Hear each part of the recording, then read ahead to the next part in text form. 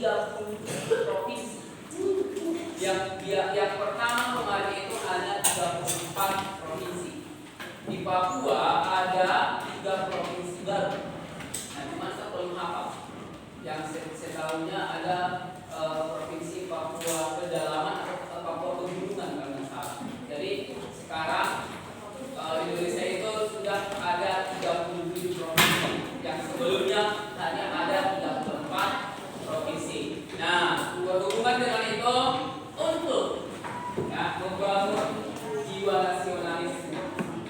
Oke, kita akan menyanyikan salah satu lagu nasional yaitu Bagimu Negeri. Tahu ya semua itu ya.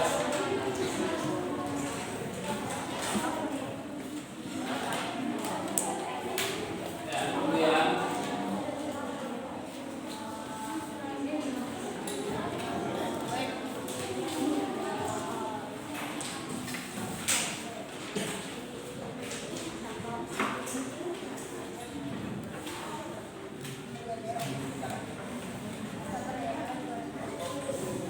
Saya lupa tadi putar dulu.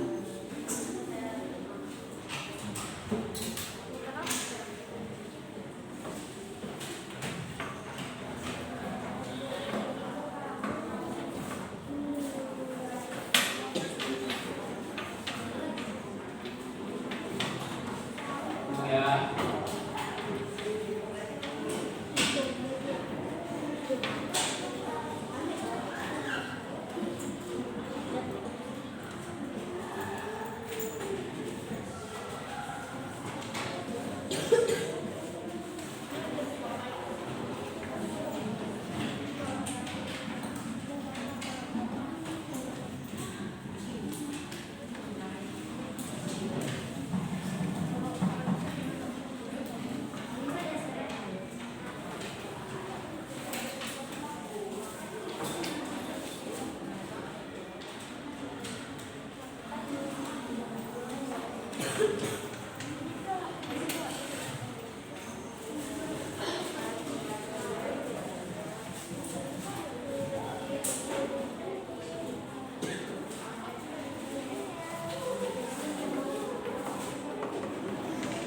Ya, coba kan.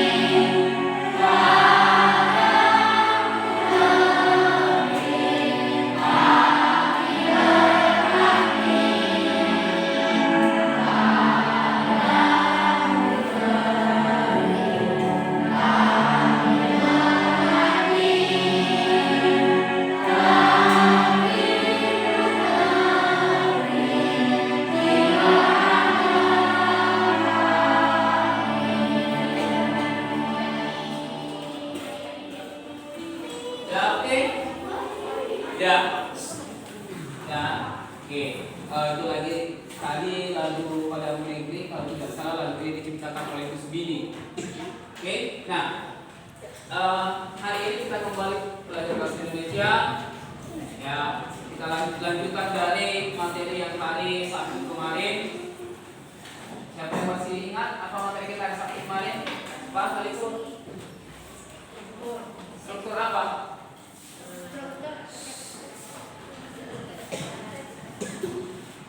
struktur. Oke, struktur teks eksplanasi. Coba angkat tangan siapa yang masih ingat? Hah? Oh, efektif sebelumnya.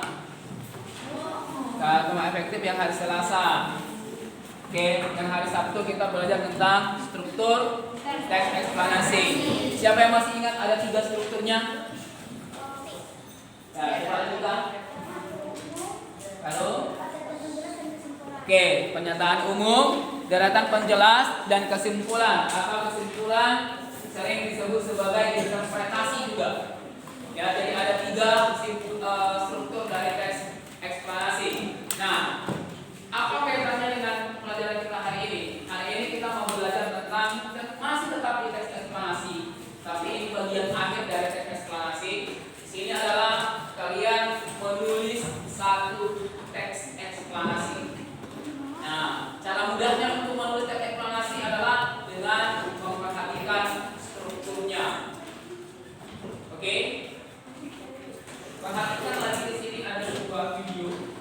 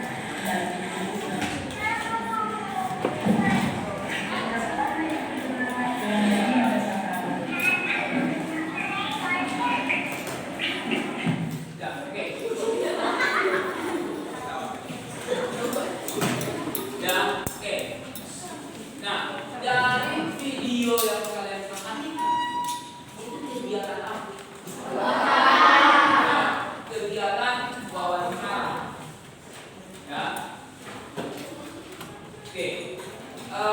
Orang yang menanyakan itu namanya siapa?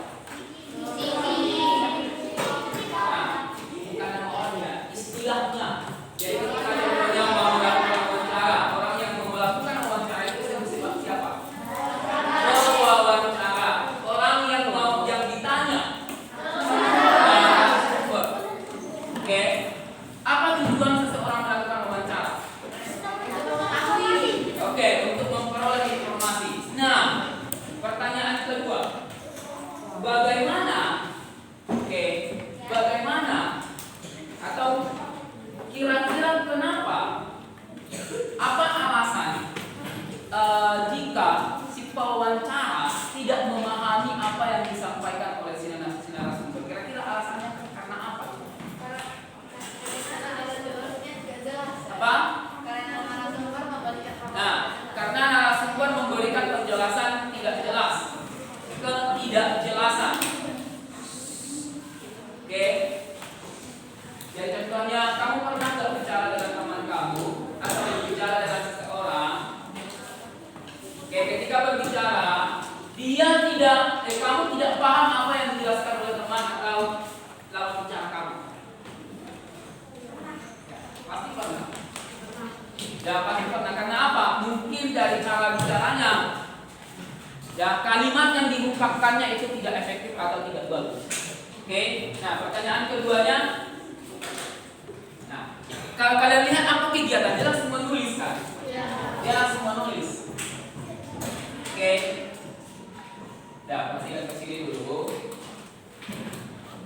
Dia langsung menulis. Nah, kira-kira ketika tadi informasi yang diperolehnya itu tidak bagus, apa dampaknya ke hasil tulisannya? Gak jelas. Dan berarti informasi yang didapatkan yang ditulis dalam bentuk hasil laporan wawancara itu dalam bentuk teks bisa jadi dibuat, hasilnya pasti tidak baik dan tidak benar. Jadi apa? Jadi ketika kita mau melakukan suatu wawancara atau menulis sesuatu, sumbernya itu yang kita perhatikan dan yang tulisan kita juga harus jelas. Jadi contohnya dia tulis, contohnya si Alfredo melakukan wawancara, dia tulis tapi hasilnya tidak bagus. Ketika si Raifin mau baca hasilnya, si Raifin mau baca hasilnya, pasti si Raifin juga tidak paham.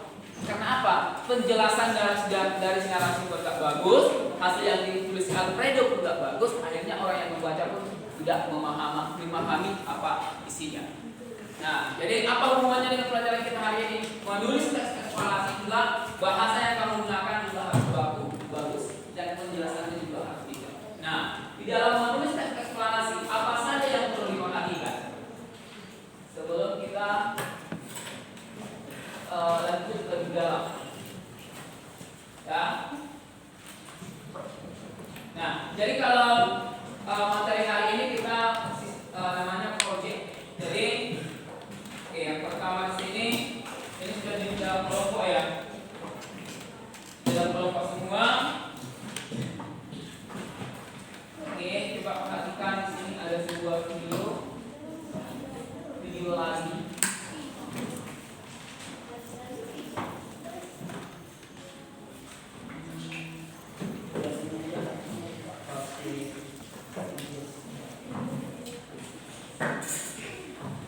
Hai, selamat datang lagi di channel video pembelajaran kelas 6 bersama dengan saya Mr. Alan. Sekarang kita sudah masuk ke materi tema 4, buku globalisasi, subtema 3 di muatan pembelajaran bahasa Indonesia.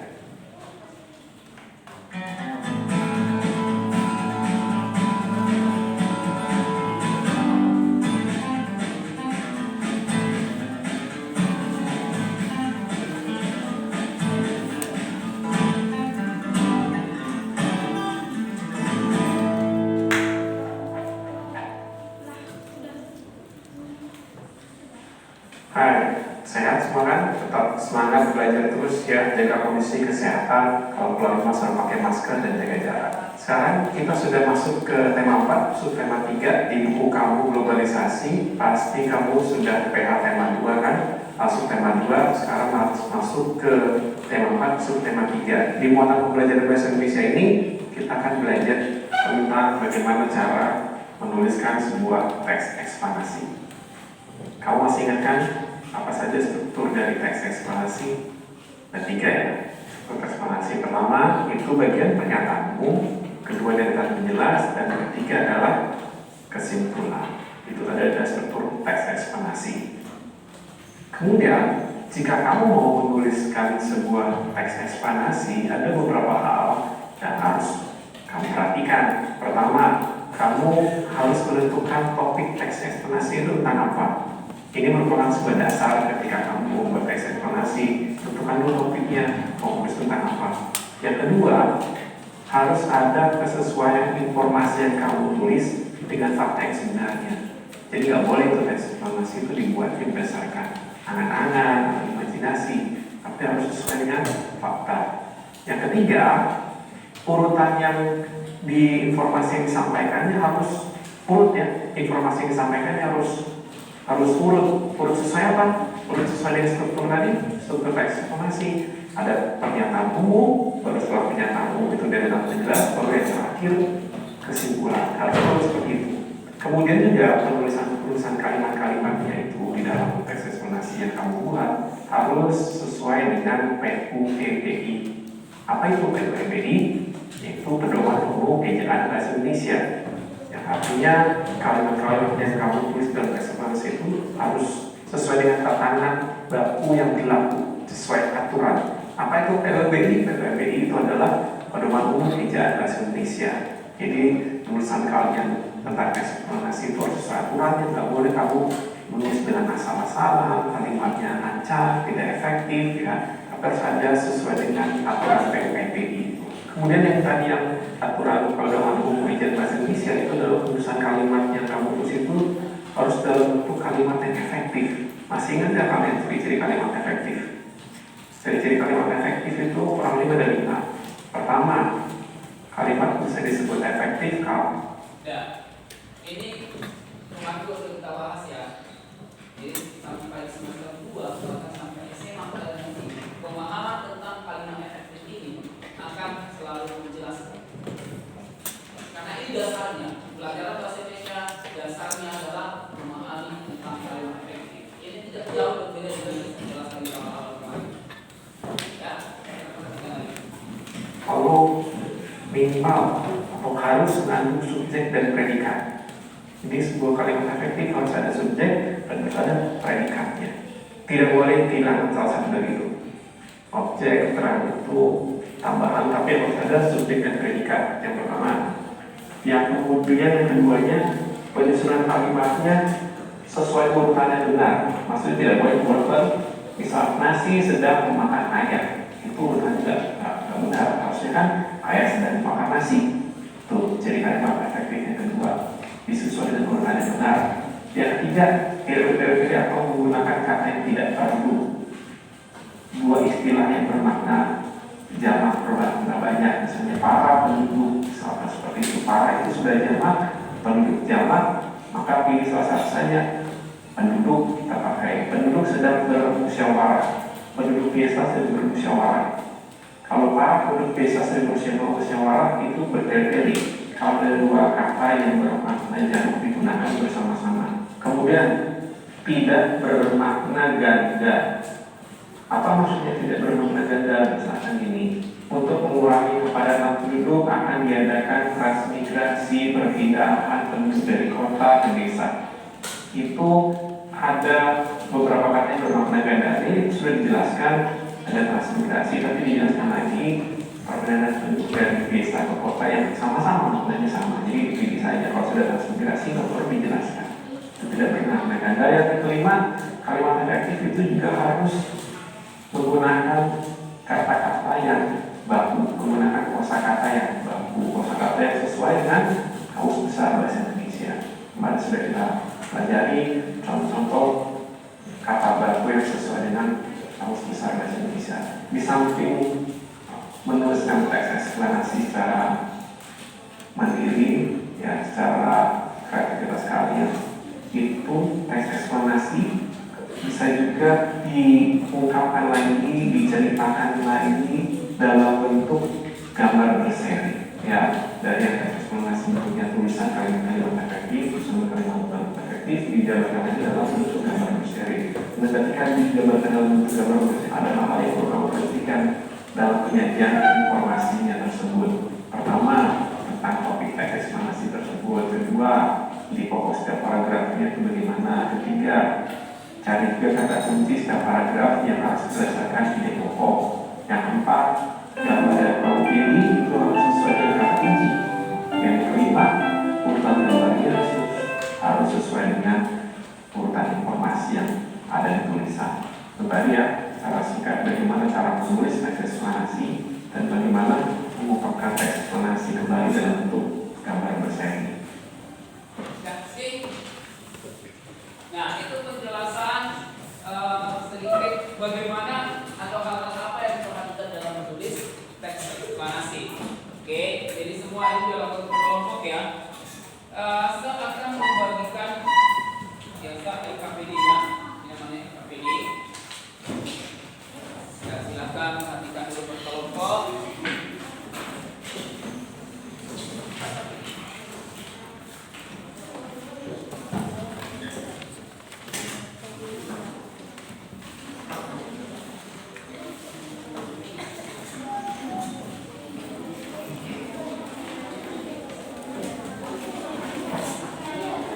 Oke, nah pada pembelajaran kali ini ya proyek atau tugas yang akan kalian selesaikan adalah menulis sebuah teks, yaitu menulis teks eksplanasi berdasarkan sebuah gambar. Jadi kalau sini tadi kan ada dikatakan gambar berseri kan, gambar berseri itu bisa urutan gambar. Jadi saya buat di sana satu gambar berseri itu. Tapi dia langsung berurut. Oke. Nah, jadi untuk melaksanakan proyek ini, oke, waktu yang kita butuhkan di sini harus selesai hari ini juga. Oke, berarti jelas ini. Oke, berarti menyiapkan alat dan bahan saya sudah bagikan tadi, mengambil gambar serinya 5 menit, menganalisis informasinya 5 menit, dan menulisnya 15 menit. Ya, pahami menulis teksnya sekasih waktu 15 menit. Nah, oke, sekarang silakan secara berkelompok. Saya akan tampilkan juga di sini gambarnya, gambar berserinya.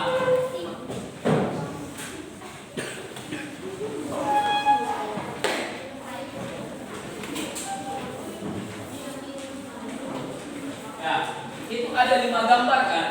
Jadi ini adalah alur urutan bagaimana listrik itu bisa sampai ke rumah. Masih ingat nggak di awal kemarin itu ada nextnya? Ada. Nah, kira-kira di pembangkit listrik ini bagaimana? Terus di penaik tegangan ini kan penaik tegangan ya di sini ya. Ini apa yang terjadi di sini? Terus ke saluran transmisi ini. Tujuannya apa? Baru taruhan distribusi, ini yang listrik yang biasa, baru ini sampai ke rumah. Inilah alurnya. Jadi ini yang kamu tulis dalam sebuah teks. Yang satu gambar ini apa prosesnya di sini?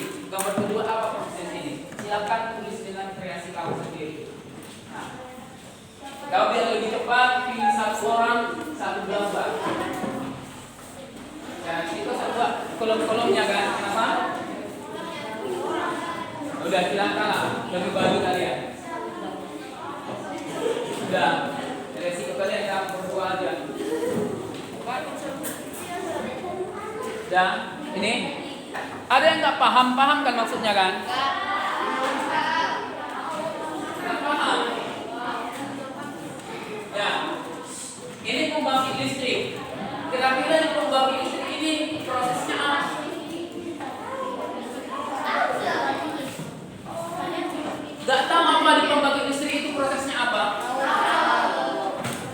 Pembangkit listrik itu ada PLTU, PLTA, kemarin terakhir ada PLTS. Ya, PLN itu bukan menghasilkan listrik, PLN itu hanya menyalurkan. Ya, PLTA, pembangkit listrik tenaga air. Berarti listrik itu dihasilkan dari air. Caranya bagaimana? Pernah nggak kamu lihat?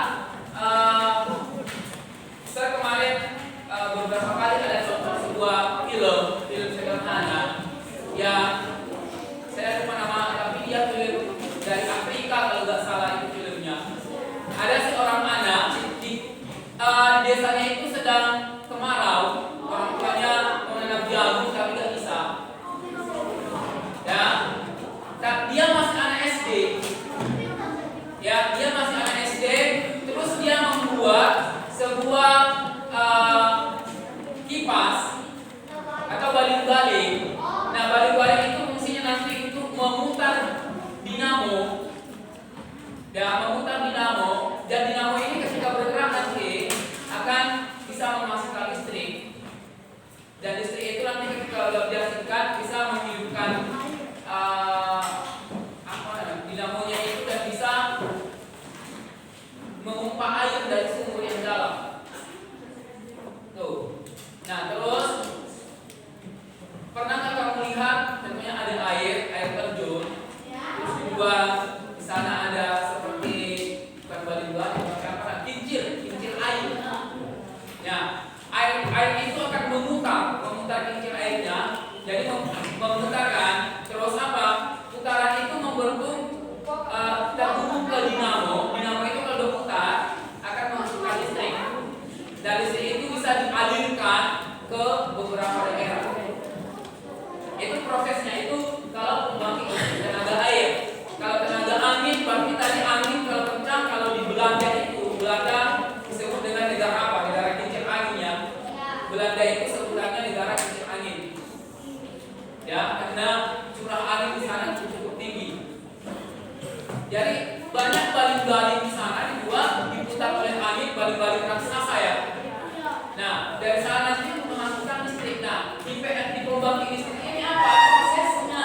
Prosesnya ada listrik itu. Ya, setelah itu apa? Nah, dari sini masuk ke di sini menaik tegangan listriknya dialurkan ke penaik tegangan ini. Di sini diatur tegangannya. Oke, kalau tegangan listrik itu semakin tinggi, contohnya semakin tinggi ke satu buku langsung sini, kalau terlalu tinggi ini bisa pecah. Kalau tegangannya terlalu tinggi, harus aman. Ya, kan harus diatur.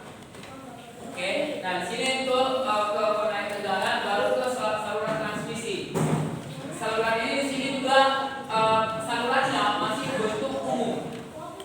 Transmisi ini dari saluran transmisi baru ke saluran distribusi. Distribusi ini sudah dihantarkan atau didistribusikan ke daerah-daerah, ke rumah-rumah. Dari saluran ini yang sering kita sebut sebagai tiang listrik ini ya.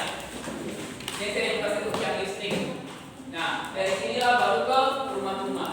Nah, silakan buat dengan bahasa sendiri. Alurnya seperti itu kira-kira.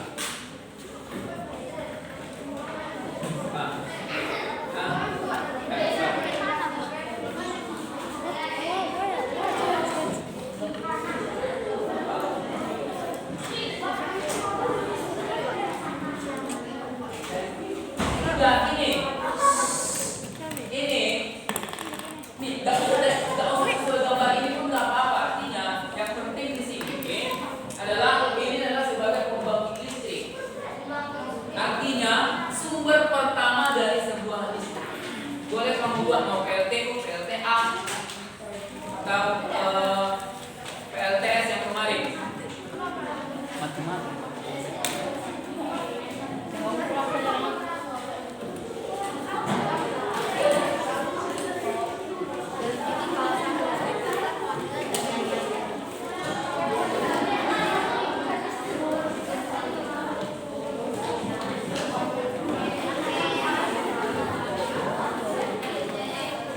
Ya, Mas, ya waktu kita cukup.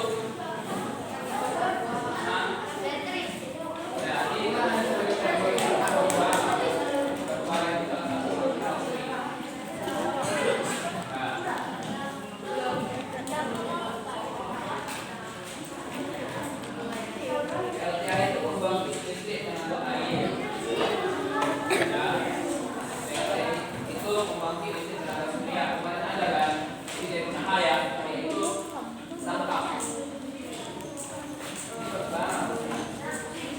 Nah, yang penting di sini adalah membangkit listriknya, baik itu PT, berjenis terserah dan terserah di sini. Air. Kemudian yang penting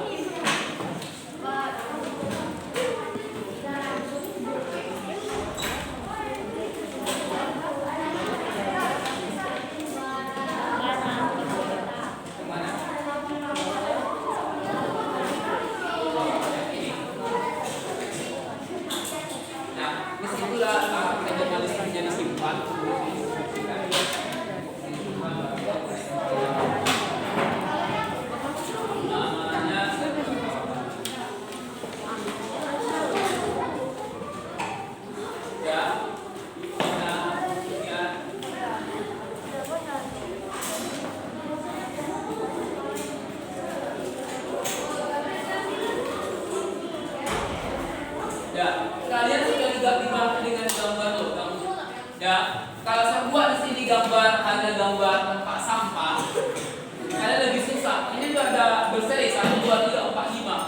Artinya sudah berurutan. Kamu tinggal melihat apa urutannya di sana dan buat dalam bentuk sebuah teks.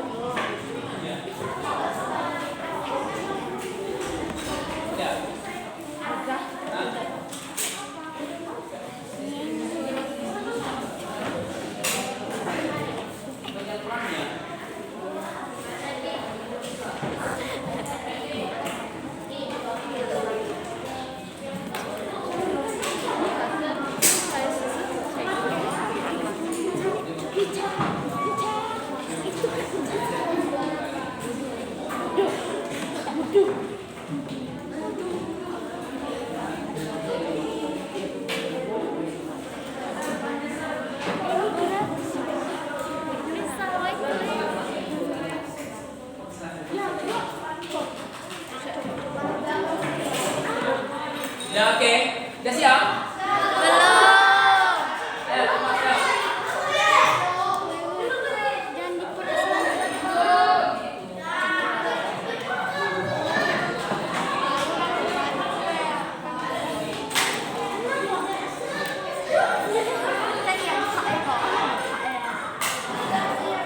Ya. Ayo. Yang lain coba ayo, jangan nanti. Udah. Jangan nanti itu aja yang tampil coba. Makanya harus siap. Kalau nggak siap kamu bagaimana? Turunkan tangan, turunkan.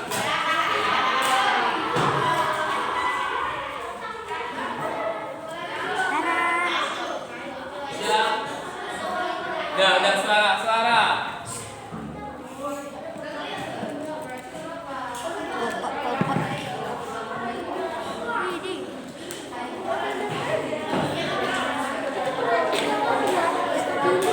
Ya, oke ya. Biar sini kan udah 10.40, biar waktunya cukup. Karena tadi kita 10 ya. Dan terpilih 1 atau 2 kelompok yang tampil. Ayo, coba angkat tangan siapa yang udah siap. Ya, yang siap cuma 1, 2, 3 itu aja. Dah, coba. Hah? Berarti belum siap kan? Dah, coba. Kita kasih kesempatan ke kelompok 6 dulu. 1, 2, 3 kali. Dah, silakan maju cepat. Dah, ayo. Oke.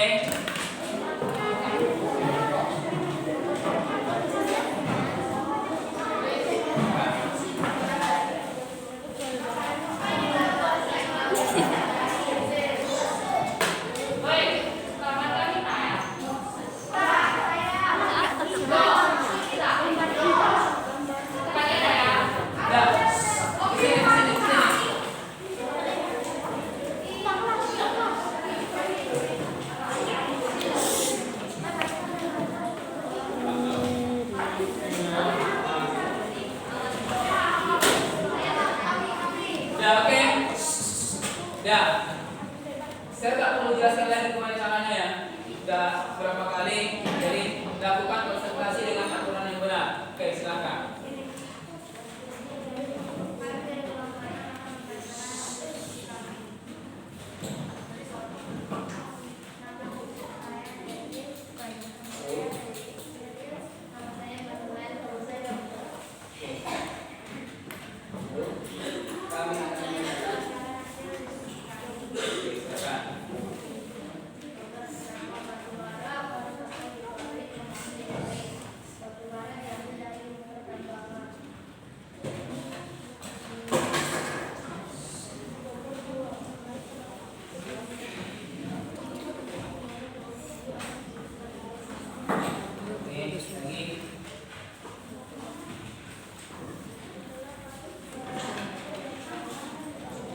Tapi kuat suara nanti pertanyaannya suaranya tidak kedengaran, tapi itu aja nanti.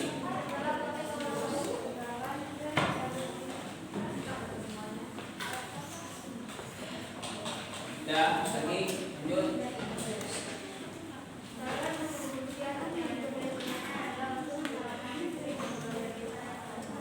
Ya, saja. Nomor 5 tidak ada. Nomor 5 berarti artinya itu sebagai kesimpulannya. Ya. Oke, silakan tutup. Oke, dan berikut hasil ya. Oke, dengar ya. Kalau kamu menanggapi dengan suaranya nggak dengar, nggak jelas, udah saya nggak terima lagi. Kamu tanggapi hasilnya yang mereka buat benar atau tidak, sesuai atau tidak, atau ada saran kamu, silakan. Oke, kita akan angkat tangan. Nggak ada? Mau presentasi? Hah? Mau presentasi? Nanti. Aku dulu.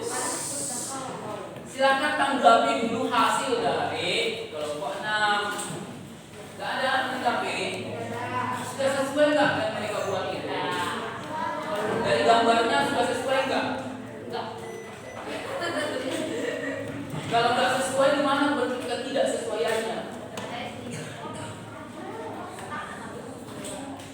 Nah, sudah sesuai. Belum tahu soalnya ya. Tentunya. Ya, oke, kalau tidak ada yang menanggapi, oke, buat kasih tepuk tangan. Nah,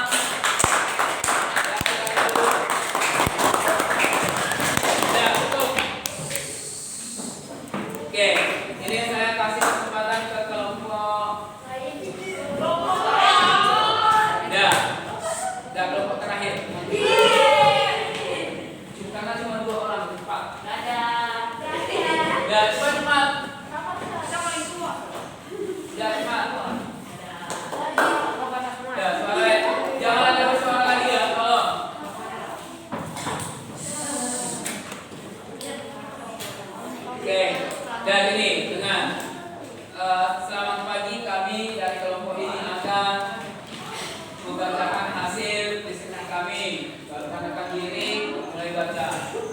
Selamat pagi, nama saya Philip.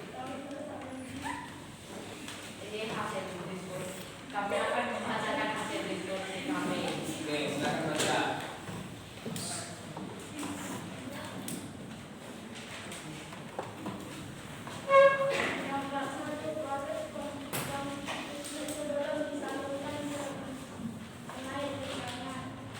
Oke.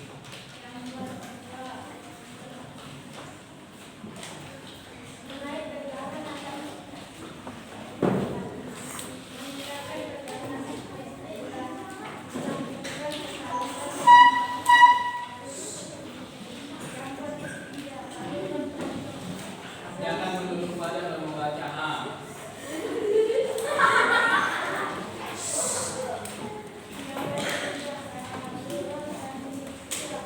Transmisi. Oke.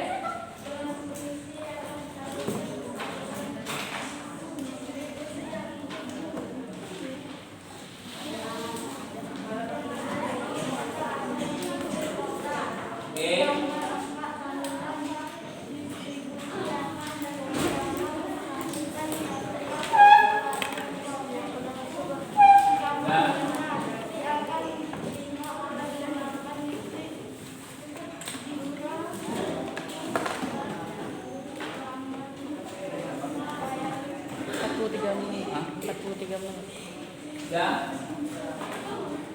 Oke. Tutup Pak. Demikian presentasi kami. Terima kasih. Oke, sekarang ada yang mau menanggapi dari kelompok 10? Ya, kalau suara harusnya suara mereka ada kuat.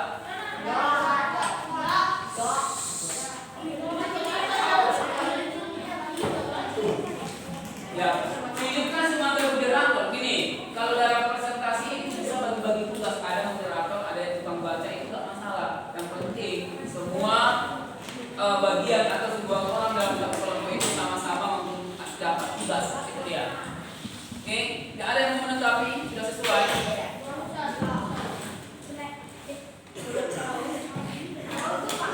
Hah? Lalu cepat, masih tetap dari cara bacanya ya. Ada lagi?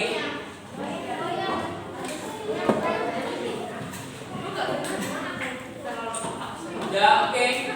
Kalau tidak ada lagi, kami tepuk tangan untuk kelompok 10.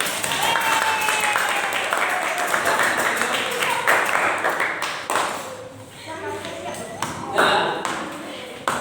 Ini kelompok 3. Dua kelompok Anda ya. Nanti waktunya nggak cukup. Nih.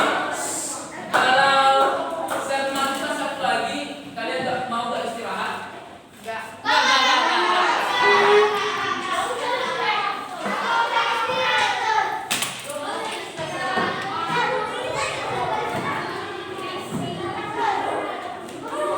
Ya udah, salah. Oke. Nah, dan sebenarnya udah benar. Udah bisa. Ya, ke depan. Bagus dulu. Pilih. Oke. Nah, sebenarnya dengan adanya gambar tadi itu membantu kalian di dalam menulis sebuah teks tersebut. Mungkin kenapa kalian sulit? Karena kalian sulit mungkin karena tidak memahami gambar tersebut. Itu kendalanya. Ya. Nah, kenapa kalian tidak memahami gambar tersebut? Pak. Karena apa? Karena pemahaman kalian tentang topik tersebut itu masih kurang. Ya, kalau kamu ingat kemarin di awal itu teksnya itu semua tentang proses listrik sampai ke rumah itu harus dikurangin. Ada satu teks di saya. Itu adalah cerita dari gambar ini. Jadi satu bakal kalau. Ya, oke. Tadi ada dua kelompok yang maju.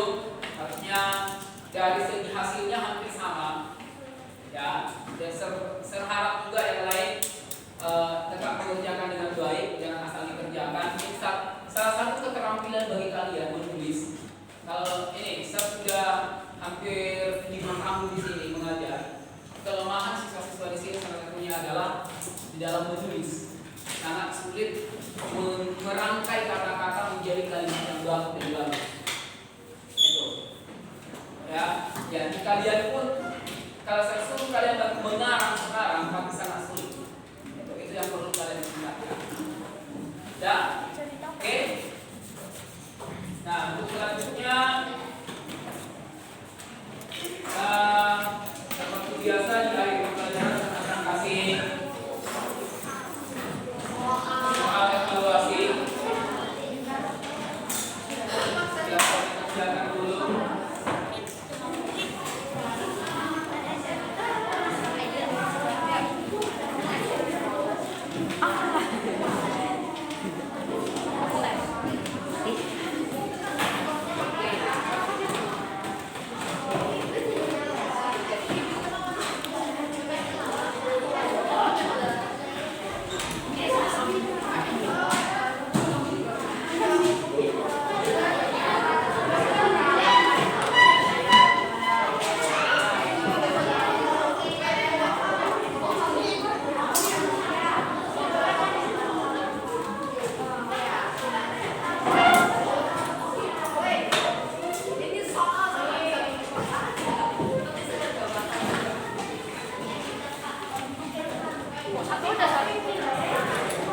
Oke, saya kasih waktu 2 menit.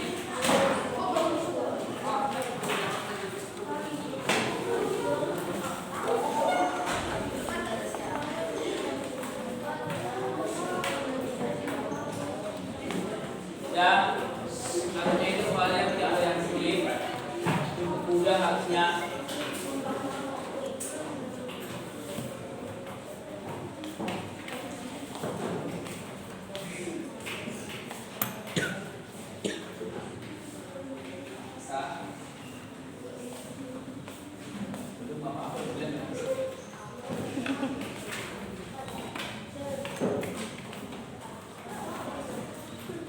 Kalau enggak A, B, enggak B, C, enggak C, D.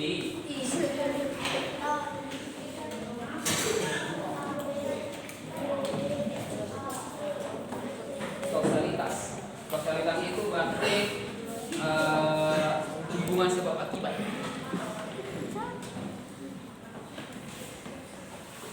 Enggak.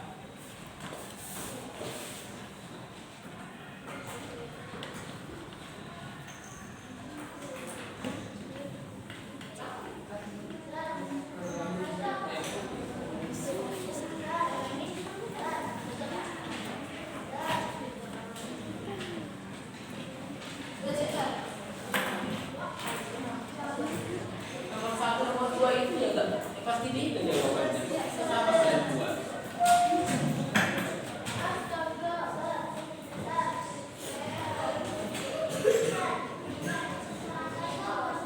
Nah, kerangka itu tahu kerangka kan? Kalau mau buat rumah pasti buat kerangka dulu kan?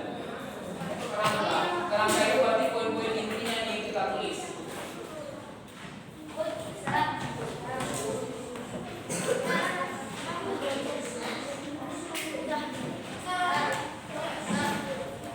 Ya, coba perhatikan di sini. Oke, nomor 1 itu harusnya apa? Langkah pertama berarti menentukan topik kan? Yang kedua apa? Yang kedua itu mengembangkan proses mengembangkan topik utama ke dalam ciri-ciri topik lebih spesifik. Untuk itu disusun dengan urutan kronologis menentukan angka-angka. Ini adalah bagiannya adalah yang A, menyusun angka. Oke.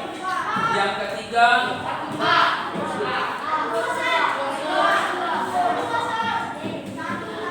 oke, 1 dan 2. Oke, nomor 4 itu 1 dan 4. Nomor 5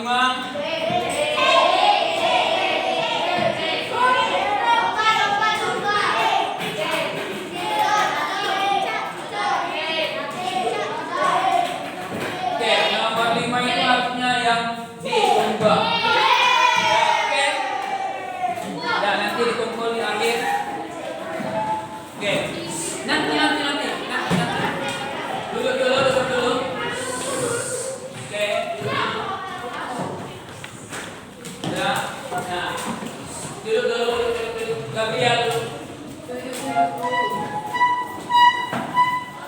Udah duduk rapat semua lagi.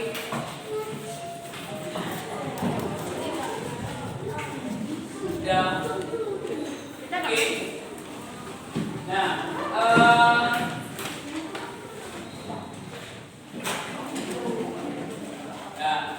itu pembelajaran kita hari ini. Dari hasil evaluasinya nantinya kamu sudah lebih memahami bagaimana menulis sebuah teks. Nah, sekarang siapa yang bisa menjelaskan ulang apa yang sudah kita pelajari? Ya, siapa? Mbak, bentar ya, Mbak. Tentang teks eksplanasi. Tentang apa yang jelek? Aku udah bilang. Nah, tentang teks eksplanasi. Apa yang kita lakukan rupanya? Yusuf Topi. Hah? Menyusun topik. Itu menyusun topik bagian dari apa? Karangan. Paragraf. Karangan. Karangan. Ada lagi yang bisa menjelaskan yang kita bahas hari ini apa? Membuat karangan. Proses penyalur listrik. Proses penyalur listrik. Ya, oke. Jadi pelajaran hari ini artinya ya kalian dipahamkan bagaimana membuat sebuah teks eksplanasi dengan ketentuan-ketentuan yang di video tadi sudah ditayangkan. Oke? Ya, harapannya ke depannya kalian lebih mahir, lebih bisa menulis sebuah teks eksplanasi atau menulis sebuah teks atau menulis sebuah cerita. Oke? Sampai di sini